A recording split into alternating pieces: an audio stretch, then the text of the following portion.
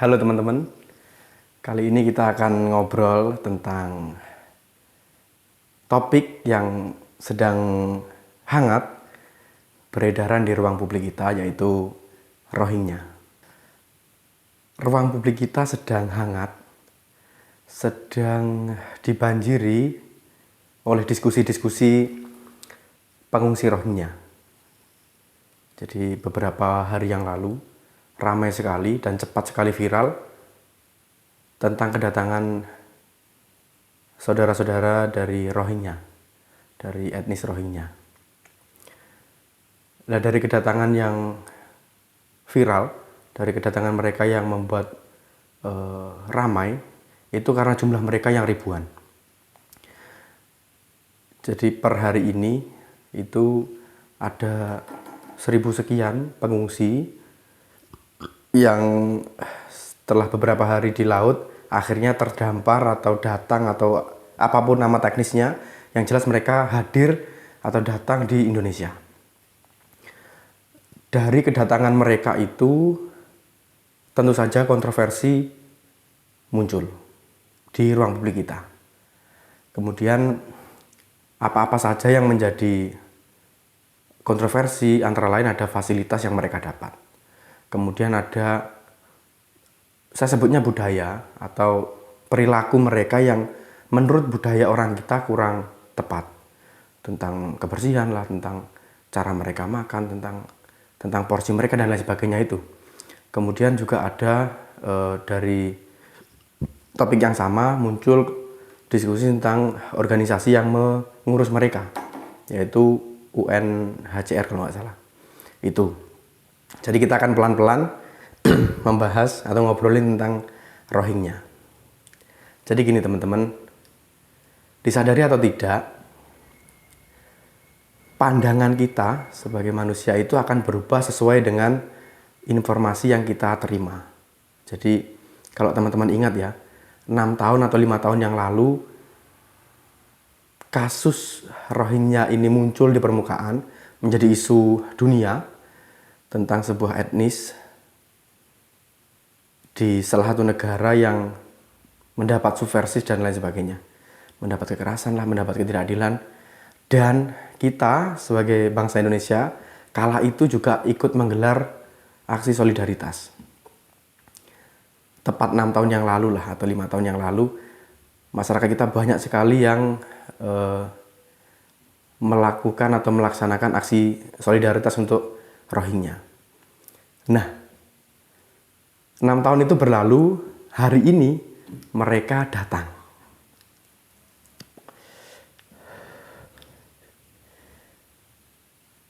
Saya menilainya itu siap atau tidak. Saya menilainya itu kita sebagai bangsa, sebagai negara, siap atau tidak menerima fakta tersebut.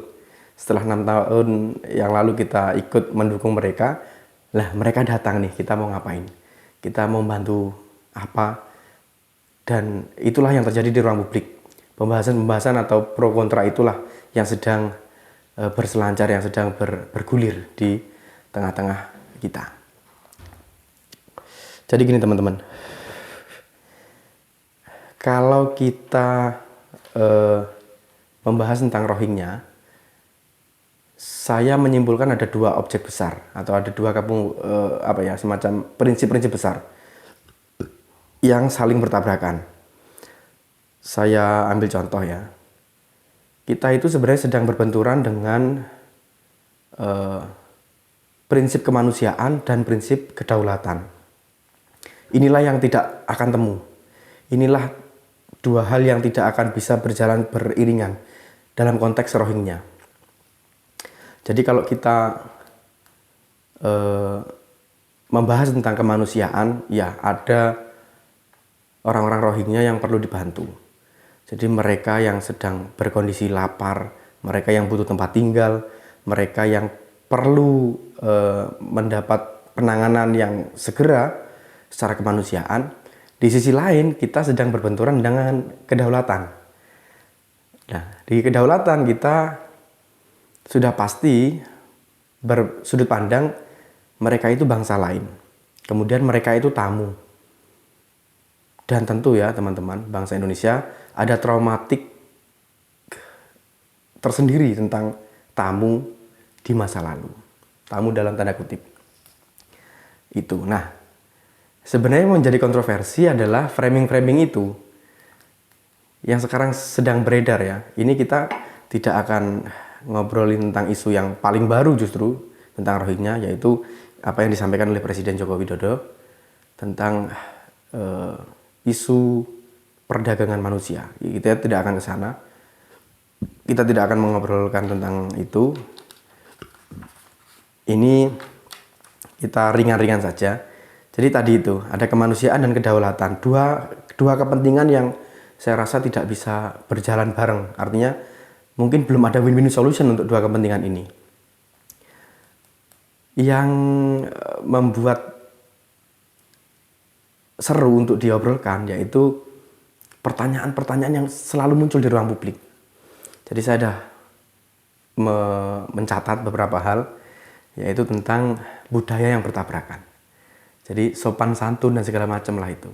Saat mereka orang-orang Rohingya diwawancarai tentang fasilitas yang diberikan, termasuk tempat penampungan, termasuk konsumsi, termasuk juga ada yang di Sidoarjo itu ada yang diberi uang bulanan sekian rupiah itu, dan langsung terus terang bilang tidak cukup dan sebagainya. Itu budaya-budaya yang menurut saya orang Indo sulit menerima kejujuran mereka, keotentikan mereka saat mengungkapkan ya hal-hal yang perasaan yang mereka rasakan.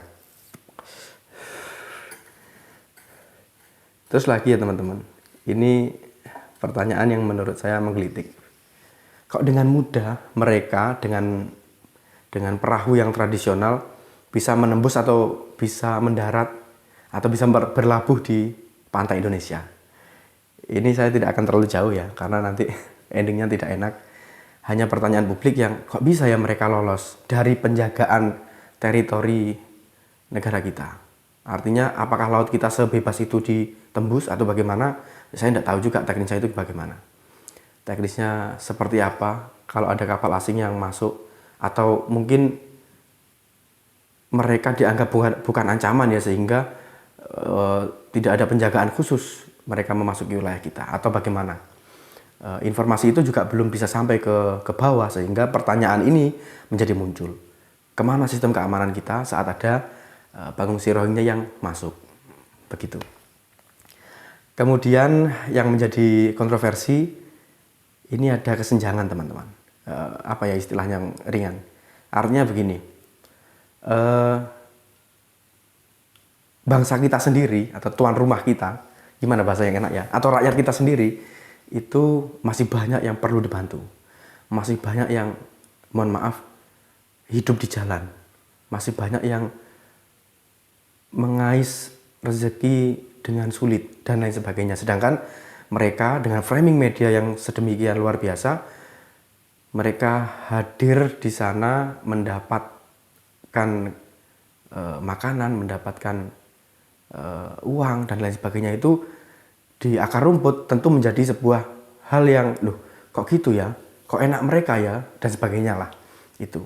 Padahal mungkin hemat saya itu karena sisi kemanusiaan, karena mereka sudah berhari-hari di laut, kemudian mereka sampai ke Indonesia lah. Kita sebagai negara yang santun, negara yang ramah, kita membantu mereka pemenuhan tentang makanan, tentang tempat untuk berteduh dan lain sebagainya. Itu di framing oleh media dan sampai di akar rumput dengan narasi yang berbeda. Ini yang membuat saya khawatir itu. Terus gini, juga ada pertanyaan publik yang muncul. Sebenarnya banyak sekali ya pembahasan yang muncul atau pertanyaan-pertanyaan yang muncul dari topik Rohingya ini. Salah satunya UNHCR itu meminta satu pulau, kalau tidak salah ya, atau intinya mereka lah, apapun itu mereka meminta satu pulau untuk ditinggali atau ditempati oleh Rohingya. Ini menurut saya juga repot karena negara kita kan bukan negara suaka ya. Jadi kita secara aturan, secara kebijakan belum belum punya terobosan aturan yang bisa mengatur hal tersebut. Misalkan mereka benar-benar diberi pulau di Indonesia ya. Kemudian 1-2 tahun mereka melahirkan keturunan. Dan bayi yang lahir dari mereka itu lahir di Indonesia, yang otomatis menjadi warga negara Indonesia dong. Nah ini bagaimana? Jika ada bayi yang lahir dari mereka di Indonesia yang otomatis menjadi warga negara Indonesia, berarti negara harus hadir untuk memenuhi kebutuhan warga negaranya, otomatis demikian. Ini yang terus berkembang di ruang publik. Langsung saja teman-teman ya, gini. Kita kembali ke dua prinsip besar tadi tentang kemanusiaan dan kedaulatan. Jadi gini, kita analogikan saja. Misalkan kita sedang di rumah kita sendiri. Kemudian ada orang asing atau orang yang perlu dibantu datang ke rumah kita. Mereka berkondisi lapar. Ini bayangkan di rumah ya, jangan ke negara dulu atau hal-hal yang besar, jangan. Kita analogikan ini kita di rumah, ada orang yang datang kelaparan, perlu bantuan kita. Tapi di sisi lain si tamu ini juga ingin bertempat tinggal di rumah kita. Nah ini bagaimana sikap kita? Apakah kita mengizinkan atau tidak, atau bagaimana? Ini analogi ringannya seperti itu. Apakah kita kemudian akan menyisihkan sebagian kamar kita untuk mereka, dan mereka juga boleh makan di tempat kita, mencari makan di rumah kita, atau bagaimana? Ini analoginya seperti itu. Maka prinsip kedaulatan dan prinsip kemanusiaan ini harus dipisahkan dulu. Baik, jadi di sisi kemanusiaan kita tidak boleh membenci mereka, teman-teman. Kita harus juga membantu mereka dalam konteks kemanusiaan. Dalam konteks kita sebagai sesama manusia di muka bumi, kita harus support mereka. Mereka butuh penanganan khusus, mereka butuh obat mungkin, mereka butuh konsumsi mungkin, mereka butuh penanganan primer yang dibutuhkan oleh manusia. Dari sisi itu kita membantu. Tapi juga jangan lupa, di sisi kedaulatan itu kita tidak bisa menerima mereka dalam tanda kutip bertempat tinggal. Karena ini prinsip mereka bangsa lain. Ya, jadi ini harus clear, dan ini tidak bisa benar-benar melebur, bisa berjalan bareng-bareng, tidak bisa. Ini dua hal yang berbeda, konsennya berbeda. Jika terus dipaksakan, ini akan bertabrakan. Jika ini dibiarkan bertabrakan, efeknya saya rasa secara sosial akan meluas. Gitu. Jadi saya akan mengusulkan, saya akan memberi saran kepada yang berwenang untuk mungkin bisa menjadi pertimbangan kebijakan yang akan mendatang. Jadi gini, Rohingya ini bukan masalah Indonesia. Jadi Rohingya ini adalah masalah dunia. Ini adalah masalah kemanusiaan internasional. Karena tidak hanya terjadi di Indonesia.